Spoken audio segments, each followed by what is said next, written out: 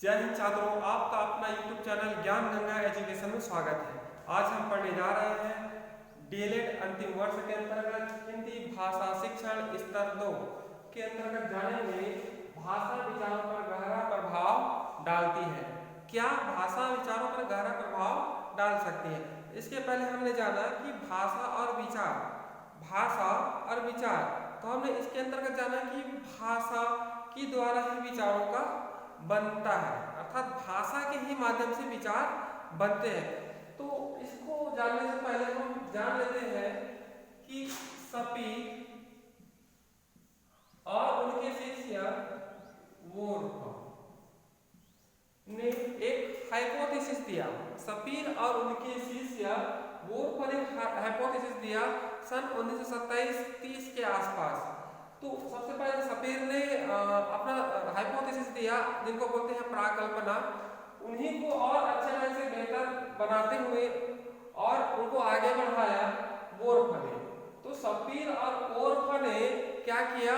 Hypothesis दिया। ठीक है, तो हाइपोथेसिस में ये कहा गया कि भाषा विचारों पर गहरा प्रभाव डालती है, भाषा विचारों पर गहरा प्रभाव नहीं डालती है, भाषा विचार पर कुछ हद तक गहरा प्रभाव डालती है। इस प्रकार से 3 हाइपोथेसिस दिया है ना भाषा और विचार के बारे में। तो उन्हीं विचारों को आज जानेंगे। पहला है भाषा विचारों पर गहरा प्रभाव डालती है, भाषा विचार पर कुछ हद तक गहरा प्रभाव डालती है और भाषा विचारों पर गहरा प्रभाव नहीं डालती। तो इन्हीं 3 बातों पर आज हम चर्चा करेंगे, इन्हीं के बारे में पढ़ेंगे जो सपीर वुर्फ ने अपना हाइपोथेसिस दिया।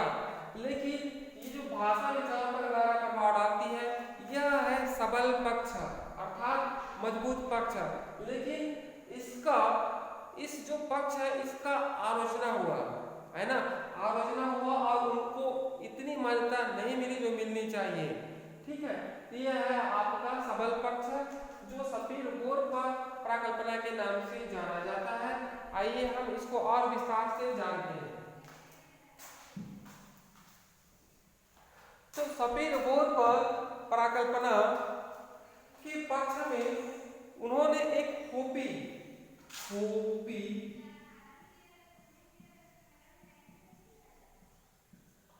आदिवासियों, ठीक है, होपी आदिवासियों का अध्ययन किया और उन्होंने जाना कि समय के बारे में होपी आदिवासियों के पास शब्द है ही नहीं, न ही इनका कोई व्याकरण है। अर्थात जो दुनिया को देखने का नजरिया है होपी आदिवासियों का, वो भाषा विशिष्ट है। ठीक है, भाषा विशिष्ट है। बिना भाषा के हम दुनिया को अच्छे ढंग से नहीं देख सकते और बिना भाषा के हम विचार व्यक्त नहीं कर सकते। इस प्रकार कह सकते हैं कि भाषा विचारों पर गहरा प्रभाव डालती है ना। तो देखिए थोड़ा और जानने का प्रयास करते हैं। होपी आदिवासियों का क्या किया? उन्होंने अध्ययन किया। अध्ययन में पाया कि होपी आदिवासियों के पास समय के लिए कोई शब्द नहीं है। जैसे हिंदी में समय कहा जाता है, अंग्रेजी में टाइम कहा जाता है, लेकिन होपी आदिवासियों के पास समय के लिए कोई शब्द है ही नहीं, और उनका कोई व्याकरण है ही नहीं। ठीक है, तो इस प्रकार कह सकते हैं कि विचारों को पुष्ट करने के लिए भाषा की आवश्यकता होती है ना। अर्थात दुनिया को देखने का नजरिया जो होपी आदिवासियों का है वह है भाषा विशिष्ट। बिना भाषा के हम दुनिया को अच्छे ढंग से नहीं जान सकते, अच्छे ढंग से नहीं समझ सकते। इसलिए भाषा, ठीक है, भाषा विचारों को बनने में सहायता प्रदान करती है। इस प्रकार यह जो है एकदम सत्य, भाषा विचारों पर गहरा प्रभाव डालती है। लेकिन उन्होंने विचार दे दिया, सपीर वुर्फ प्राकल्पना के अंतर्गत उन्होंने विचार दिया कि समय के लिए उनके पास शब्द ही नहीं है। तो इनकी आलोचना हुई। आइए इन आलोचना को जानने का प्रयास करते हैं। आइए जानते हैं क्या आलोचना हुई। वुर्फ के इस उदाहरण की आलोचना हुई क्योंकि वह संज्ञानात्मक अंतर को अलग से दर्शाने के बजाय भाषिक अंतर के आधार पर उसके बारे में निष्कर्ष निकाल रहे थे। अर्थात जो संज्ञानात्मक जो समझ बनती है उसको अलग से दर्शाने के बजाय भाषाई अंतर के आधार पर क्या कर रहे थे, उनके बारे में निष्कर्ष निकाल रहे थे। कहने का पर्याय है कि जो संज्ञानात्मक जो समझ बनती है ना, उनको न दर्शाने के बजाय वह भाषाई अंतर पर क्या कर रहे थे, निष्कर्ष निकाल रहे थे। कि कैसे निकाल रहे थे, क्योंकि समय के लिए होपी आदिवासियों के पास क्या नहीं है, शब्द है ही नहीं, न उनका व्याकरण है ना। तो इस प्रकार से उनकी इस जो विचार है ना, उनकी आलोचना हुई। और आलोचना और क्या हुई जानते हैं। सपीर-वोर्फ प्राकल्पना के पक्ष में अक्सर दिया जाने वाला तर्क है रंगों के बोध का। प्राकल्पना के अनुसार अगर विभिन्न भाषाओं में रंगों का वर्गीकरण भिन्न भिन्न प्रकार से किया जाता है तो उन समुदायों की रंगों की अनुभूति भी अलग अलग होगी। अब यहाँ पर कहा है उनके पक्ष में, अर्थात भाषा विचारों पर गहरा प्रभाव डालती है के पक्ष में भी तर्क दिया गया। इस संबंध में रंगों से संबंधित तर्क दिया गया कि अलग अलग रंगों के बारे में अलग अलग समुदाय और भाषाई के आधार पर उनको अलग अलग नामों से जाना जाता है। तो इस प्रकार से उन्होंने बताया। तो आइए जानते हैं क्या है। तो सबसे पहले समझने का प्रयास करते हैं। सन 1970 में किए गए एक शोध में पापुआ न्यू गिनी के बोरिन्मो आदिवासियों को 160 अलग अलग रंग वर्गीकृत करने के लिए दिए। बोरिन्मो वर्गीकरण के लिए कम ही श्रेणियां बना पाए और वे अंग्रेजी के नीले और हरे रंग में भेद नहीं कर पाए।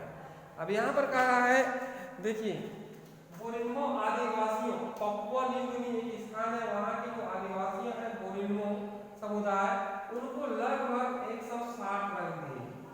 ठीक है, 160 रंग दिए और इस रंगों को अलग अलग श्रेणियों में रखना है। ठीक है, इस प्रकार से कहा गया, लेकिन वो अलग अलग श्रेणी में नहीं रख पाए। अलग अलग श्रेणी में नहीं रख पाए। क्या कर पाए, आइए देखते हैं। बल्कि वो अंग्रेजी के नीले और हरे रंगों को हरे रंगों में भेद भी नहीं कर पाए, बल्कि उन्होंने ऐसे दो रंगों को अलग श्रेणी में डाला जो अंग्रेजी में एक ही रंग पीले के तहत आते हैं। अब यहाँ पर कह रहा है कि अंग्रेजी में एक शब्द आता है जिनको हम येलो कहते हैं। ठीक है, येलो कहते हैं या पीले कहते हैं। तो जो नीले और हरे को वो पीले वाले शब्द में रखा, अर्थात वर्ग में रखा। कहने का मतलब यह है कि जो अंग्रेजी के जो पीले रंग है उन्हीं के अंतर्गत हरे और नीले को रखा। इस प्रकार से उन्होंने ऐसा किया। आइए और जानने का प्रयास करते हैं। बोरिन्मो रंगों का नीले हरे के बजाय नॉन वोर के आधार पर ज्यादा अच्छी तरह मिलान कर लेते हैं, जबकि इसके विपरीत अंग्रेजी भाषी पीले के अलग अलग प्रकारों के बजाय नीले हरे के आधार पर ज्यादा अच्छा मिलान कर लेते हैं। शोधकर्ताओं के अनुसार भाषा में रंगों की अलग अलग श्रेणियां के लिए नाम होने या न होने से उस भाषा के भाषियों की उन रंगों की समझ बोध पर प्रभाव पड़ता है। यह निष्कर्ष सपीर-वोर्फ प्राकल्पना के पक्ष में जाता है। अब यहाँ पर कहा गया है कि जो होपी आदिवासी है, ठीक है, वो अंग्रेजी के पीले के अंतर्गत उनकी अपनी भाषा में कहा जाता है नाल और वोर को एक श्रेणी में रखा। ठीक है, दोनों को एक श्रेणी में रखा, किसके अंतर्गत, पीले के अंतर्गत, है ना। और जबकि इसके विपरीत अंग्रेजी भाषी वाले पीले की अलग अलग प्रकारों के बजाय नीले हरे के आधार पर ज्यादा अच्छा मिलान कर लेते हैं। ठीक है, अर्थात जो अंग्रेजी भाषी वाले लोग होते हैं, ठीक है, वो नीले और हरे को अलग अलग रख लेते हैं, बल्कि उसको पीले में नहीं रखते हैं। आइए थोड़ा सा समझने का प्रयास करते हैं।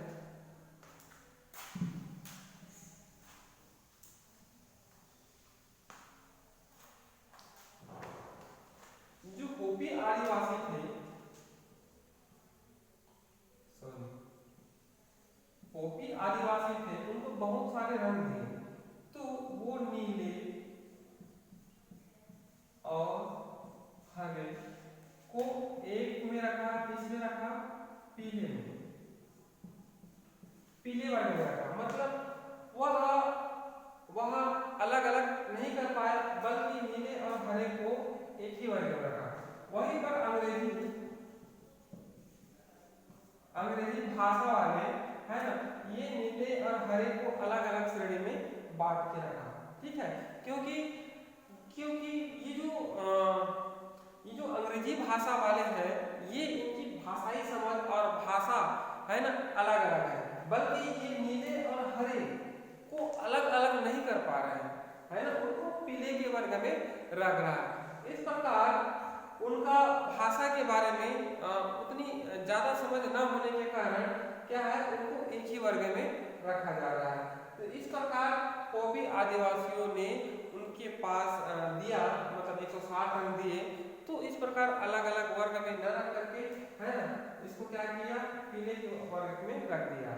और इस नीले और हरे को वो नाल और वोर के नाम से जाना जाता है।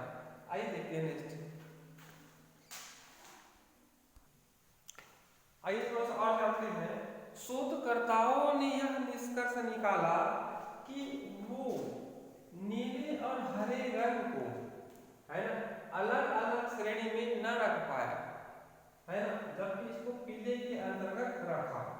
ठीक है, एक पीले के अंतर्गत रखा, इसको अलग अलग श्रेणी में नहीं रख पाया, जिसके कारण उन्होंने शोधकर्ताओं ने पाया कि जो पोपी आदिवासी है या जो आदिवासी समूह है, वह भाषा है ना, इन दोनों के बारे में कोई विशिष्ट भाषा न होने के कारण, है ना, विशिष्ट भाषा न होने के कारण उनकी विचारों पर प्रभाव पड़ता है।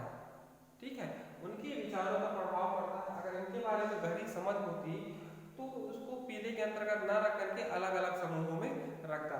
इससे सिद्ध होता है कि भाषा विचारों पर गहरा प्रभाव डालती ही है ना। एक और उदाहरण के माध्यम से समझने का प्रयास करते हैं कि हमारी मातृभाषा क्या है, छत्तीसगढ़ी है, हिंदी है, और उस भाषा में हम क्या करते हैं, स्वप्न देखते हैं। ठीक है, उस भाषा में हम स्वप्न देखते हैं, है ना, और उस भाषा में स्वप्न देखकर हमारे पास नया विचार बनता है, कैसा सपना था, किस प्रकार का सपना था, है ना, इस प्रकार से विचार बनता है। ठीक उसी प्रकार हम किसी समस्या में फंस जाते हैं। ठीक है, किसी समस्या में फंस जाते हैं तो भाषा के माध्यम से ही विचार बनता है। ठीक है, भाषा के माध्यम से ही विचार बनता है। आइए चलते हैं नेक्स्ट। आइए देखते हैं दूसरा ये कहता है कि भाषा का विचारों पर प्रभाव नहीं पड़ता है, भाषा का विचारों पर प्रभाव नहीं पड़ता। तो इसके जो सपीर बोर्ड प्राकल्पना है, उनके विपक्ष में तर्क दिए विद्वानों ने, बहुत से विद्वानों ने सपीर बोर्ड प्राकल्पना है उनके विपक्ष में तर्क दिए और उन्होंने 3 निष्कर्ष निकाला। तो आइए हम पहला को जानते हैं, अनुवादिता अर्थात अनुवाद करना। ठीक है, इसमें कहा गया कि जैसे हम अनुवाद करते हैं, ठीक है, आइए देखते हैं। विद्वानों का कहना है कि चाहे भाषाएं बारीकियों को व्यक्त करने में एक दूसरे से कितने भी भिन्न हो, मगर फिर भी इन बारीकियों को एक भाषा से दूसरी भाषा में अनुवादित करना संभव है। ठीक है, मान लीजिए हम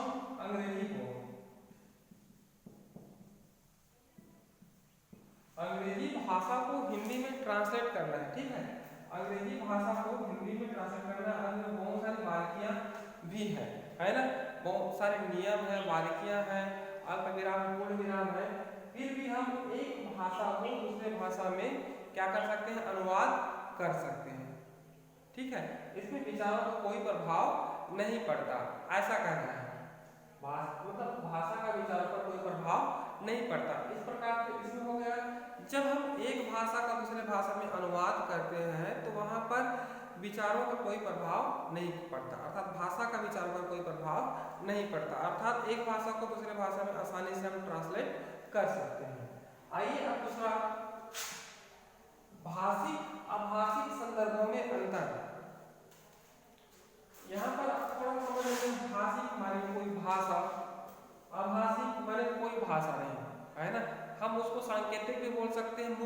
भाव बोल सकते हैं, ठीक है, में अंतर, ठीक है, भाषिक और अभाषिक संदर्भों में अंतर न किया जाए। यहाँ पर लिखा है स्पष्ट रूप से आपकी पुस्तक में, और इसको लैंडबर्ग ने बताया है, जिसने लैंडबर्ग ने, ठीक है, लैंडबर्ग ने बताया कि भाषिक अभाषिक संदर्भों में कोई अंतर न किया जाए तो भाषा का विचारों को प्रभावित करने की बात निराधार है। इसके पक्ष में दिया गया सबूत पूरी तरह भाषिक भिन्नताओं पर आधारित है। अब देखिए यहाँ पर कहा गया भाषिक अर्थात कोई भाषा, अभाषिक अर्थात कोई भाषा नहीं, सांकेतिक अर्थात मुख्य भाव में अंतर न किया जाए तो भाषा का विचार पर प्रभाव पढ़ने वाली जो बात है वो निराधार है। जो पहले पॉइंट में कहा गया कि भाषा विचारों पर प्रभाव डालती है, वो वाली बात निराधार है। दोनों में अंतर ना किया जाए, ठीक है, उनको समान रूप से मान लिया जाए तो भाषा का विचारों पर प्रभाव नहीं पड़ता, ठीक है।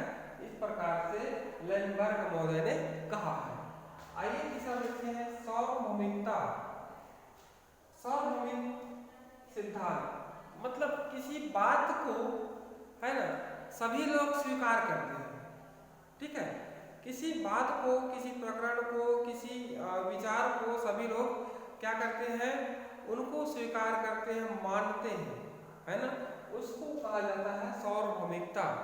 ठीक उसी प्रकार अलग अलग भाषाओं के अलग अलग व्याकरण बने हुए हैं, उन व्याकरणों में सार्वभौमिकता पाई जाती है, ठीक है, सार्वभौमिकता पाई जाती है। आइए हम इसको और अच्छे से स्पष्ट करते हैं। इसको पोर्ट और रॉयल का कथन है, पोर्ट रॉयल। इन्होंने कहा व्याकरण में कुछ ऐसी बातें देखने को मिलती है जो हर भाषा में पाई जाती है, इसे हमें सामान्य व्याकरण कहते हैं, यानी व्याकरण जिसका मकसद विचारों को अभिव्यक्त करना है। व्याकरण जिसका मकसद है विचारों को अभिव्यक्त करना होता है, दो तरह के नियमों पर चलती है। इनमें से एक प्रकार उनका है जो अपरिवर्तनीय सच है, ठीक है, विवाद रहित सच, जिन पर कोई विवाद नहीं है, जिनका सार्वभौमिक रूप से पालन होता है, जैसे सीधे विचारों के प्रारूप पर ही लागू होते हैं। उदाहरण के लिए कह सकते हैं कि जल ही जीवन है ना, बहुत से लोग मानते हैं, यह सर्वमान्य है ना, सर्वविदित है, सार्वभौमिक है, ठीक है, सिद्धांत जल ही जीवन है ना, तो इसको सभी लोग स्वीकार करते हैं। तो ये जो विचार है ना, जो भाषा है विचारों पर प्रभाव नहीं डालती। नेक्स्ट आइए, विचारों के ही विश्लेषण से निकलते हैं और उन्हीं का निष्कर्ष होते हैं। आमतौर पर सार्वभौमिकता का सिद्धांत, जो कि आमतौर पर चोम्स्की से जोड़ा जाता है, एक ऐसी गहरी संरचना की बात करता है जो सभी भाषाओं में एक सी होती है। इसे भाषिक सापेक्षता के संदर्भ में देखें तो इसके मुताबिक सभी भाषिक सांस्कृतिक समुदायों को एक सी ही वास्तविकता दिखेगी। ये निष्कर्ष वोर्फ के भाषा आधारित सामुदायिक भिन्नताओं के बिल्कुल विपरीत होते हैं। कहने का तात्पर्य यह है कि जब सपीर वोर्फ प्राकल्पना के अंतर्गत 160 क्या दिए गए, रंग दिए गए,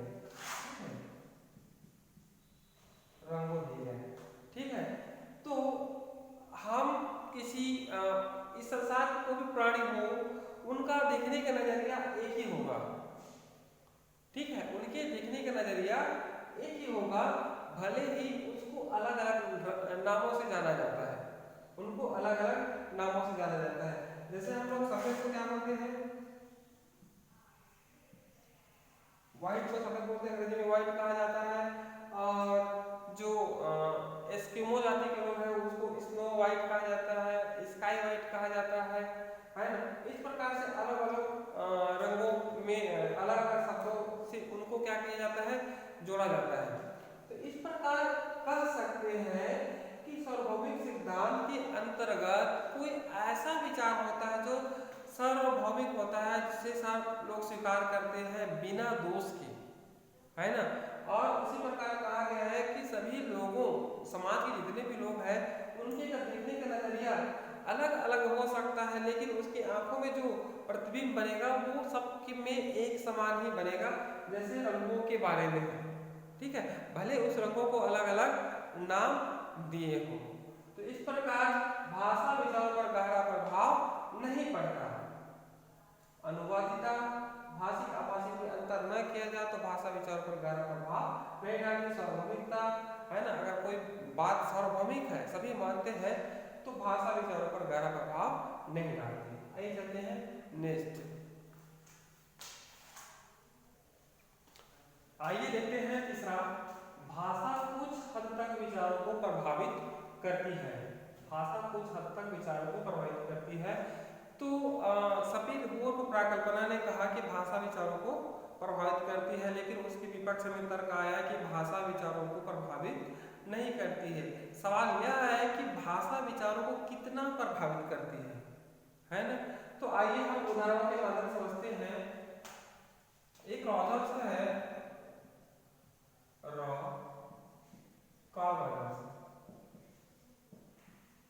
इन्होंने नवाबा जाति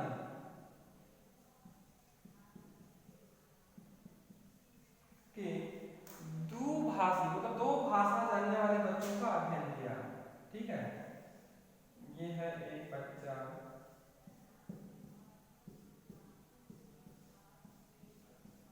है ना, इनका अध्ययन किया। ये मतलब ये जो बच्चे हैं वह दो भाषा जानने वाले बच्चे थे। अध्ययन किया और उन्हें उनके मस्तिष्क में ध्वनि तरंगे को जांचा कि बालकों के मस्तिष्क में ध्वनि तरंगे किस प्रकार काम करती है। तो बच्चों को पहले कहानी सुनाया, ये हो गया बाया, ये हो गया दाया, ठीक है, बाया दाया दाया दाया। तो सबसे पहले अंग्रेजी में कहानी सुनाया। कॉल रोजर्स ने दुभाषी जानने वाले बच्चों को कहानी सुनाया और उनके मस्तिष्क के ध्वनि तरंगों को जांचा। तो सबसे पहले अंग्रेजी में कहानी सुनाया तो उनके जो बायां गोलार्ध है, ये मस्तिष्क का बायां गोलार्ध है, वह ज्यादा सक्रिय था, ठीक है, ज्यादा सक्रिय था। और जब उसको नवाहो भाषा में कहानी सुनाया तो वह उतना मतलब वो नहीं था, क्या बोलते हैं, एक्टिवेट नहीं था, ठीक है, ज्यादा एक्टिवेट नहीं था, बल्कि अंग्रेजी में सुनाया तो ज्यादा एक्टिवेट था। तो उन्होंने पाया, रोजर्स ने पाया कि उनका बाया जो गोलार्ध है वह भाषा केंद्रित था। और जब नवाबा जाति में कहानी सुनाया तो वह क्रिया केंद्रित था। इससे उन्होंने निष्कर्ष निकाला और निष्कर्ष में पाया कि विषय वस्तु एक सा होते हुए भी अलग अलग भाषाओं के विश्लेषण में अंतर था। मतलब जो कहानी एक ही था, लेकिन जब उसको अलग अलग भाषाओं में सुनाया तो उनके विश्लेषण में अंतर था। इस प्रकार कह सकते हैं कि भाषा विचारों को कुछ हद तक प्रभावित करती है, क्योंकि इसमें बाया गोलार्ध ज्यादा सक्रिय था और इसमें कम सक्रिय था, ठीक है। यह भाषा संज्ञा केंद्रित भाषा है और ये है क्रिया केंद्रित भाषा है जो दाएं गोलार्ध में स्थित है। तो इस प्रकार उन्होंने पाया। एक बार और समझते हैं। कार्ल रॉजर्स ने नवाहो जाति के दुभाषी वाले बच्चों का अध्ययन किया और उनके मस्तिष्क में ध्वनि तरंगे स्थापित की। सबसे पहले उन्हें अंग्रेजी भाषा में कहानी सुनाया तो उनका जो बाया गोलार्ध है वह ज्यादा सक्रिय था। उसके बाद नवाहो जाति में कहानी सुनाया तो वह उतना सक्रिय नहीं था, है ना। और यह था जो भाषा था वह संज्ञा केंद्रित था और यह था वह क्रिया केंद्रित था, ठीक है। तो फिर उन्होंने पाया कि भाषा अलग अलग होने से उनके विश्लेषण में पर्याप्त अंतर था। इस प्रकार सिद्ध होता है कि भाषा कुछ हद तक क्या है, विचारों को प्रभावित करती है। आइए हम दूसरा उदाहरण की ओर चलते हैं।